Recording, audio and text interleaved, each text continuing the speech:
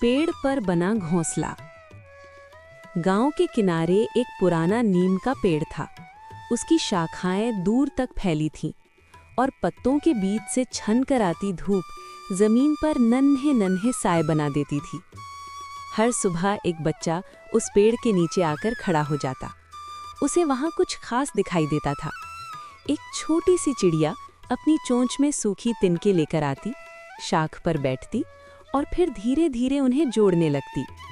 पहले दिन वहां सिर्फ 2-3 तिनके थे, कुछ भी साफ दिखाई नहीं देता था। बच्चा सोचता, क्या सच में इससे घर बन सकता है? अगले दिन वो फिर आया। इस बार तिनकों की छोटी सी गोलाई बन गई थी। चिड़िया बार बार उड़कर जाती, फिर नया तिनका लेकर लौटती। धूप कभी तेज होती, कभी हवा जोर से चलती, पर वो रुकती नहीं थी। बच्चा चुपचाप खड़ा देखता रहता। उसके मन में सवाल भी आते, पर जवाब जैसे उसी दृश्य में छुपे थे।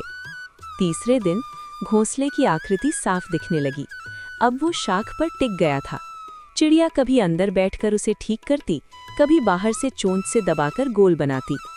एक दिन तेज हवा चली, पेड़ की शाखाएं हिलने लगीं। बच्चे को लगा अब तो सब बिखर जाएगा, पर हवा थमी तो घोंसला वहीं था, थोड़ा झुका हुआ पर टूटा नहीं। अगली सुबह चिड़िया फिर आई। उसने फिर तिनके जोड़े, जैसे कुछ हुआ ही न हो। बच्चे को समझ आने लगा, घर एक दिन में नहीं बनता, धैर्य चाहिए, लगन चाहिए।